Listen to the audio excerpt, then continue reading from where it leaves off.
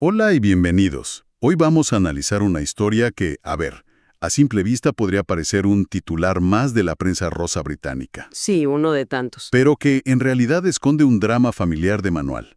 Tenemos sobre la mesa varios artículos y un informe que desmenuzan la separación del presentador Jeff Brazier y su esposa, Kate Dwyer. Ajá.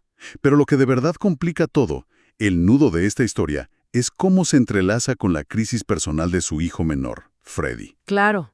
Nuestra misión hoy es usar estas fuentes para entender no solo qué pasó, sino por qué.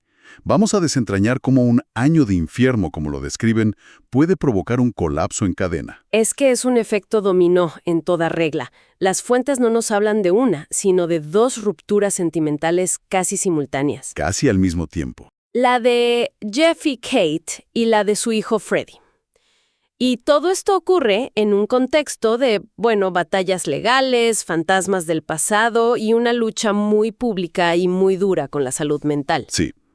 Lo realmente fascinante es ver cómo un factor de estrés externo, en este caso la crisis de un hijo, puede ser el terremoto que derriba una estructura familiar que desde fuera parecía haberse reconstruido. Totalmente. Empecemos por la noticia que hizo saltar todo por los aires.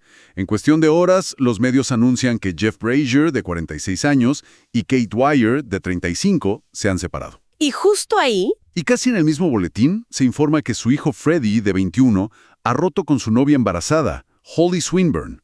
Es demasiado para ser una coincidencia. no, para nada es una coincidencia. De hecho, varias fuentes lo pintan como una consecuencia directa. Claro. Pero antes de llegar a la causa raíz, es interesante ver el rastro de migas de pan que fueron dejando.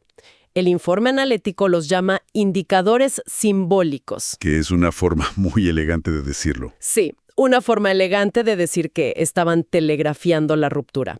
Por ejemplo, Jeff aparece en el programa Good Morning Britain sin su anillo de bodas. Y las crónicas dicen que su ausencia era evidente. No había que buscar mucho. No, para nada. Claro, es un gesto universal.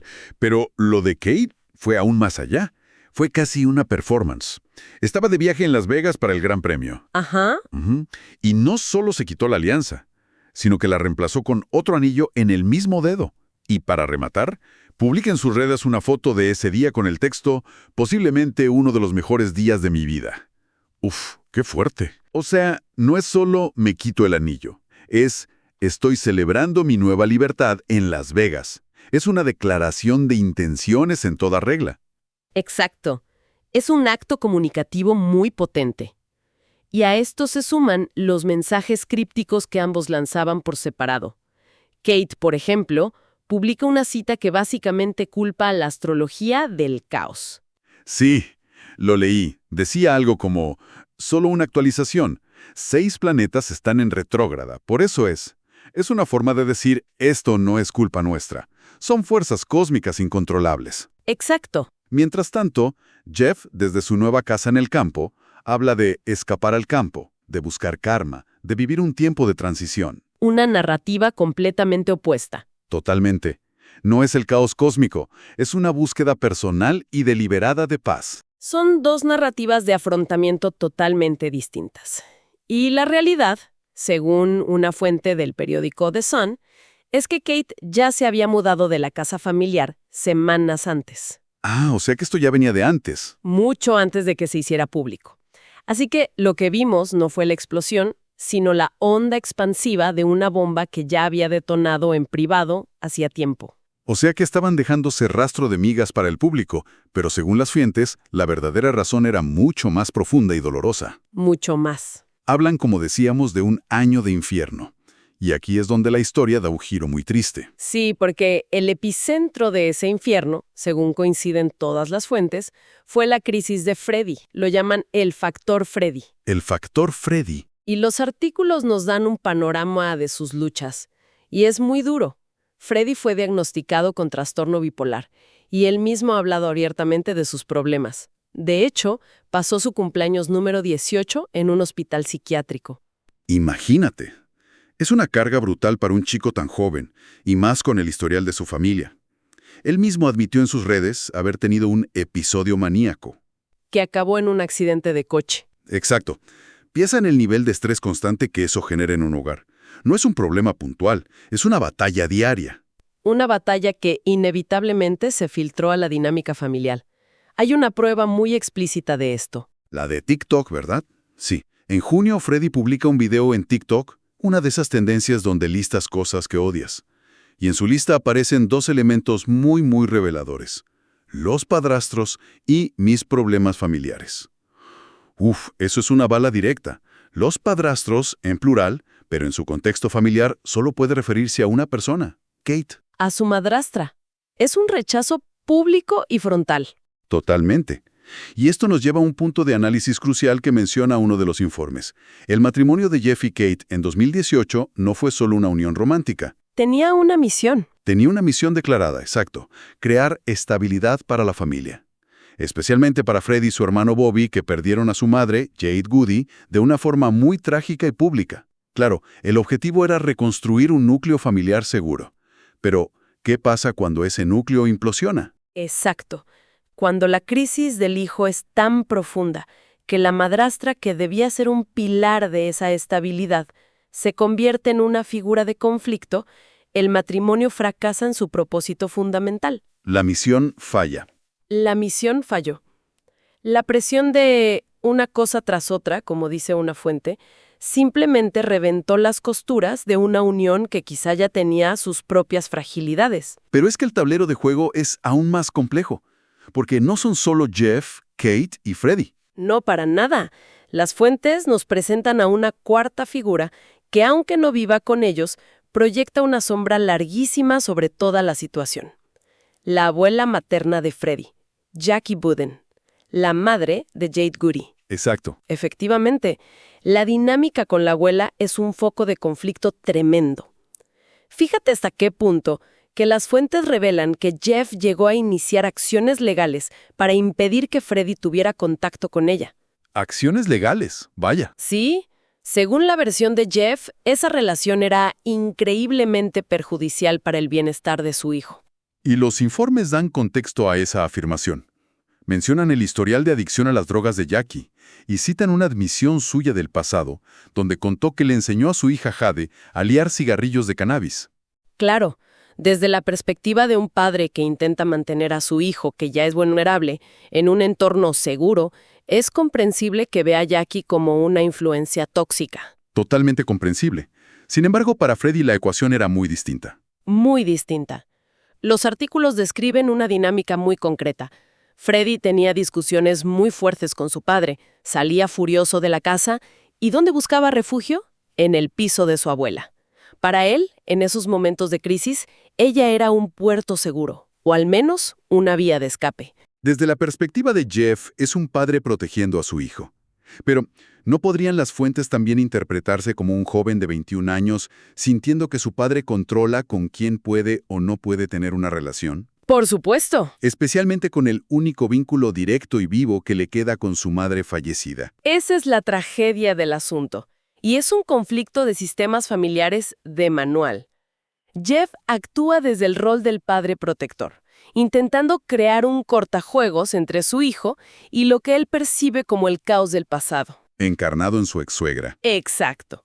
Pero Freddy, en medio de su propia crisis de identidad y salud mental, puede ver en su abuela un anclaje a su madre, una figura que quizás lo acepta sin condiciones, por muy disfuncional que sea esa aceptación. Es una situación sin salida, porque además Freddy mismo parece tener sentimientos encontrados.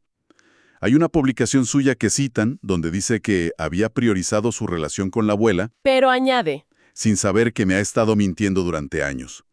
Es una relación de amor-odio, de necesidad y de traición. y todo esto coloca a Jeff en una guerra en múltiples frentes. Está lidiando con la enfermedad de su hijo, con un matrimonio que se desmorona bajo esa presión, y al mismo tiempo está en una batalla legal con la madre de su difunta pareja. Es una tormenta perfecta. Espera, y a todo esto hay que sumarle una capa más de complejidad que me parece increíble. Jeff Brazier es, profesionalmente, un life coach. Un entrenador de vida.